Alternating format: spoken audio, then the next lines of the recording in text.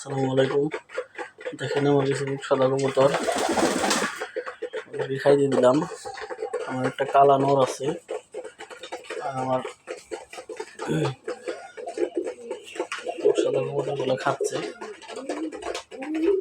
দেখেন আমার সাদা কবুতরগুলো একটা মাদি নতুন ডিম দিছে প্রথমবার।